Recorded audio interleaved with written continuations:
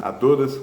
No programa de hoje a gente vai querer, pelo menos, conversar rapidamente sobre a questão do dia 3 de julho, né? E das consequências que esse movimento das ruas pode vir a provocar na mudança de cenário de conjuntura. Quando a gente fala em conjuntura, é muito importante a gente perceber de que forma os cenários estão mudando e em que velocidade estão mudando e em que direção estão mudando. Esses três aspectos são muito importantes, né?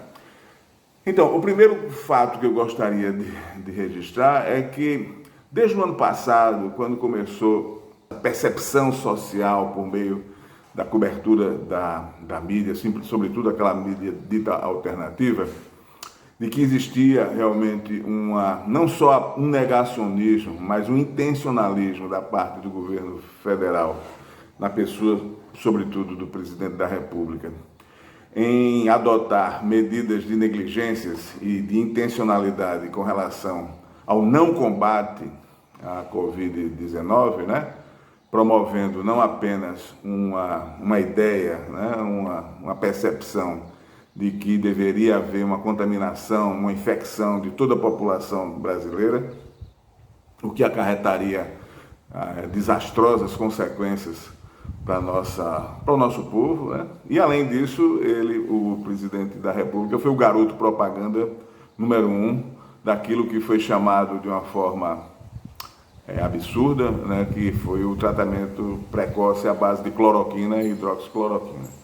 Então a mídia começou a fazer a cobertura, os médicos, várias associações médicas também começaram a se manifestar com preocupação em relação a esse descalabro que o governo federal vinha adotando e, sobretudo, aquelas tensões entre governos estaduais, municipais e o governo federal querendo adotar essa necropolítica, né, para encampar o tratamento da Covid.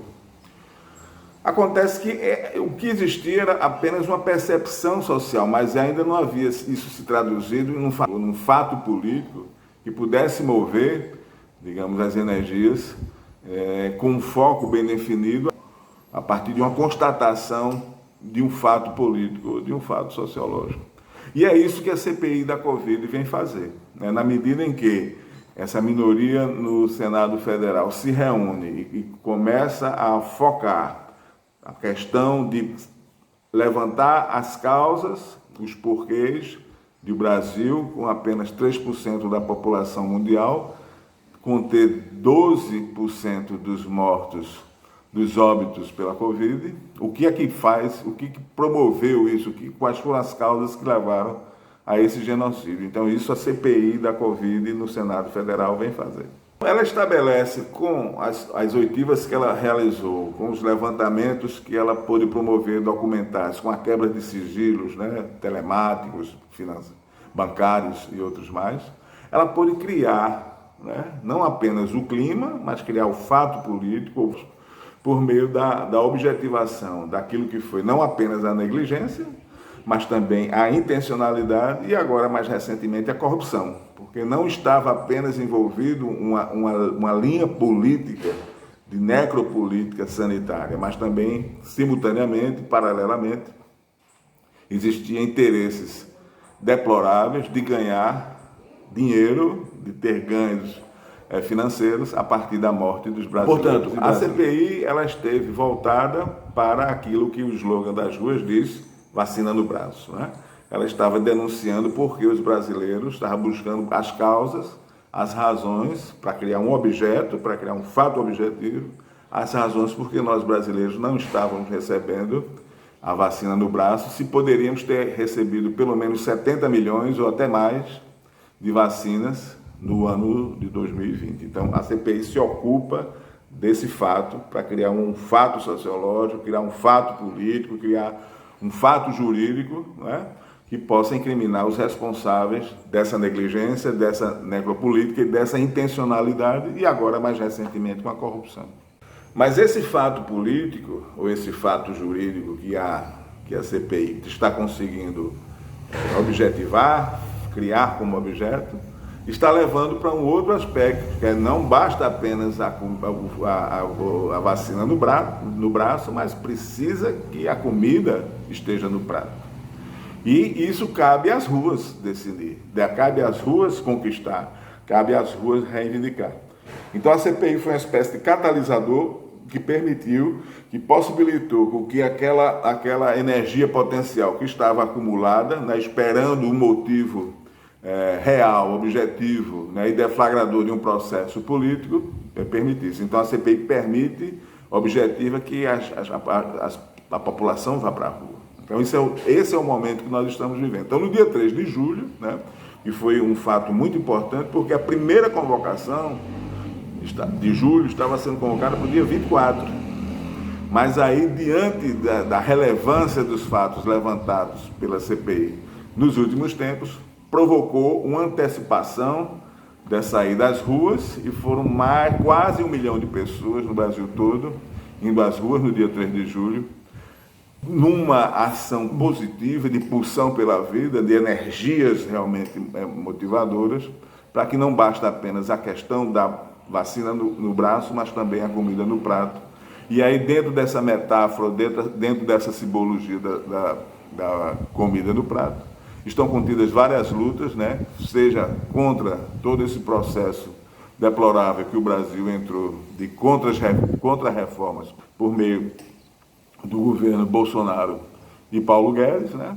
E não só isso, mas também pela luta de um retorno à democracia com o retorno do presidente Lula a comandar a presidência do Brasil. Então isso daí é um fato importantíssimo que a gente está vivendo nesse momento. Como a gente sabe, não interessa à direita essa população se energize, né? Que ela ganhe força reivindicatória e paute, logicamente, já as eleições de 2022, já apontando para a preferência e para a vitória de Lula, inclusive no primeiro turno. Então a direita está fazendo de tudo para que isso não venha a acontecer, seja pelos meios de comunicação oficial, os jornais e as redes de TV, seja também por boicotes ou então criando também fatos, como agora começaram a retornar os black blocs, né?